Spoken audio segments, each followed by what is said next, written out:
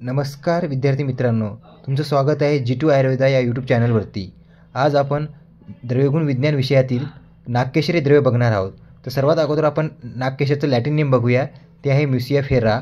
तसेच नागकेशरची जी फॅमिली आहे ती गट्टीफेरी फॅमिली आहे आणि नागकेशरचं जे कुल आहे ते नागकेशर कुल आहे। तर सुश्रुतांनी नागकेशरचा समावेश एलादी व अंजनादी गणामध्ये केलेला आहे। तसंच भावप्रकाशांनी एका मिश्रगणामध्ये म्हणजे चातुर्जात हा जो मिश्रगण आहे यामध्ये नागकेशरचा समावेश सांगितलेला आहे।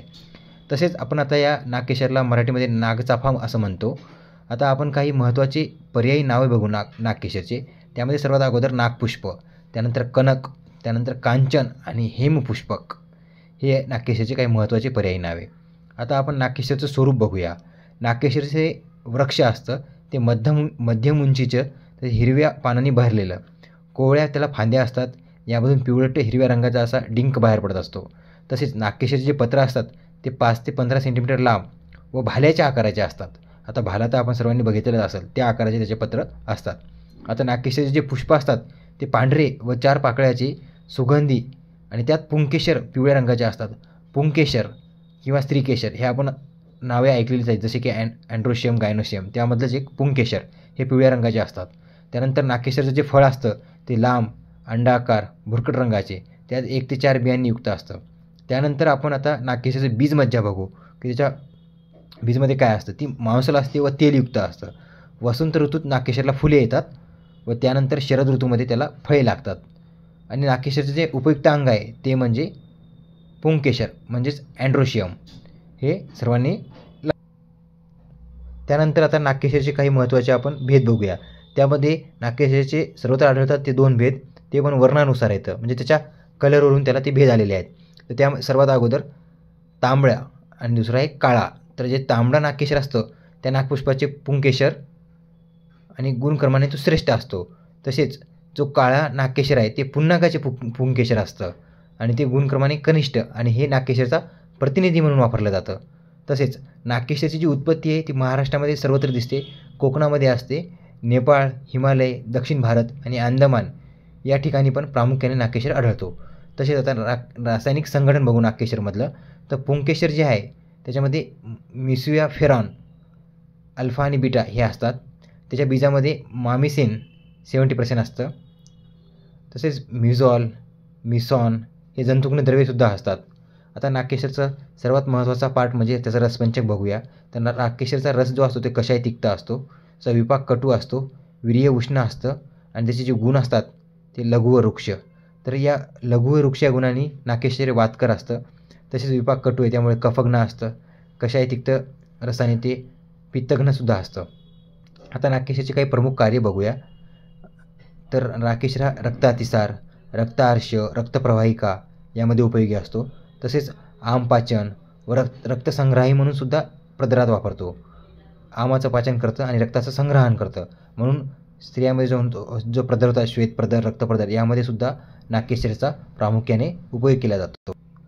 आता आपण बघूया त्याचा स्थानिक उपयोग, म्हणजे लोकली तो कुठे कुठे यूज केला जातो। जसं संधिगत वात म्हणजे ऑस्टिओआर्थरायटिसमध्ये सुद्धा त्याचा उपयोग होतो। अतिस्वेद व स्वेद दुर्गंधनाशकसुद्धा आहे, ज्या म्हणजे व्यक्तीला अतिस्वेद येतो किंवा त्या स्वेदामुळे दुर्गंध निर्माण होतो तेव्हासुद्धा त्या नागकेशरचा उपयोग होतो।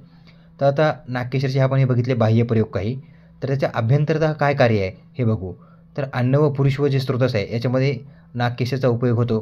तो कसा, कारण नागकेशर दीपन पाचन करणार आहे, अग्निमांद्याचा नाश करतं आणि मुखामध्ये असलेला दाह कमी करतो, मुखामध्ये असलेला दुर्गंधाचा नाश करतं। तसंच रक्तार्श, प्रवाहिका आणि कृमीचा नाश करणारे आहे।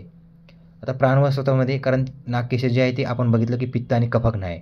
कफघ्न असल्यामुळे काश, श्वास, हिक्का हे जे होणारे उद्भवगत व्याधी आहेत यामध्ये सुद्धा नागकेशरचा उपयोग होतो। तसेच आता रस आणि रक्तामध्ये कशा रसाने नागकेशर रक्तस्तंभन हे कार्य करतं। तसेच अधोक रक्तपित्तामध्ये नागकेशरचा उपयोग होतो। हृदय द्रवल्यामध्ये सुद्धा नागकेशर उपयोगी आहे। आता शुक्र आर्तव याच्यामध्ये नागकेशरचा काय उपयोग आहे, कारण नागकेशर जे आहे कशे रसात्मक आहे त्यामुळे हे स्तंभन कार्य करतं। तर त्या स्तंभनामुळे जे अत्यार्थ होतो, किंवा आपण अगोदरच बघितलं की श्वेतप्रदार, रक्तप्रदार यामध्ये सुद्धा नागकेशरचा उपयोग होतो। तसेच योनीगत रक्तस्रावामध्ये सुद्धा नागकेशरचा उपयोग होतो। आता मूत्रवह स्त्रोत असतं, त्याच्यामध्ये जे मूत्रामध्ये दाह, बर्निंग मिक्स्चुरेशन आणि मूत्रकुर्छात यामध्ये सुद्धा नागकेशरचा उपयोग होतो। तसेच आता नागकेशराची आपण मात्रा बघूया. तर नागकेशराचं जर चूर्ण वापरायचं असेल तर ते 1 ते 3 ग्राम यूज करायला सांगितलेलं आहे. आता नागकेशराचा आपण एक कल्प बघूया. तर तो फेमस कल्प म्हणजे पुष्यानक चूर्ण आहे.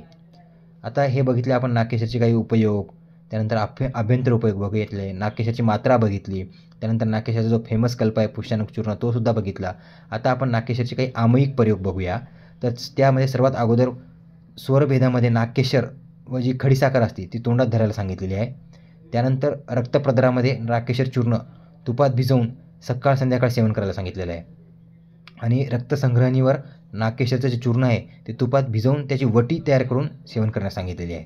तर आता नागकेशराचा आपण काही रिसर्च अपडेट बघूया. म्हणजे ज्या नागकेशरावर जो रिसर्च झाला त्यानुसार नागकेशरमध्ये काय काय प्रॉपर्टीज असतात किंवा तो काय ॲक्टिव्हिटी दाखवतो ते बघूया. तर नागकेशरमध्ये anti hemorrhoid, anti cancerous, anti inflammatory आणि अँटी व्हेनम असे काही ॲक्टिव्हिटीज असतात.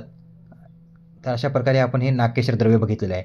तर कोणतंही द्रव्य बघताना एक फॉर्मॅट असतो ते आपल्याला करावा लागतो. तो म्हणजे जे द्रव्य आहे त्याचं लॅटिन नेम, त्याची लॅटिन फॅमिली, त्याचं कुल, त्यानंतर जो द्रव्य आहे त्याचा गण, तसेच त्याचे काही पर्यायी नावं, त्याचं स्वरूप कसं आहे आणि सर्वात म्हणजे त्याचं उपयुक्त अंग काय आहे, तसेच त्याची जे सर्वात महत्त्वाचा पार्ट म्हणजे रसपंचक हे आपल्याला माहिती असलं पाहिजे.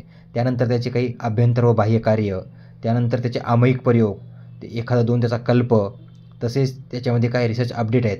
तर रिसर्च अपडेटमध्ये मॅक्झिमम हर एक द्रव्याचा थोडा सेमच पॉईंट असतो, अँटी इन्फ्लामेटरी, अँटी कॅन्सरस अशा टाईपचे मध्ये काही. त्यानंतर त्याची मात्रासुद्धा आपल्याला महत्त्वाची आहे. तर अशा प्रकारे मित्रांनो आपण नागकेशरी द्रव्य कंप्लीट केलेलं आहे एकदम सोप्या पद्धतीने. अशाच प्रकारे तुम्हाला आणखी कोणत्या एखाद्या द्रव्याबद्दल व्हिडिओ हवा असल्यास आम्हाला कमेंट्समध्ये नक्की कळवा. तसेच आणि तुम्हाला BMA सेकंड इयर या फर्स्ट इयर दुसऱ्या कोणत्या एखाद्या विषयाबद्दल माहिती हवी असल्यास आम्हाला जरूर कमेंट्स करा. आम्ही त्यावर लवकरच नवीन व्हिडिओ घेऊन येऊया. धन्यवाद.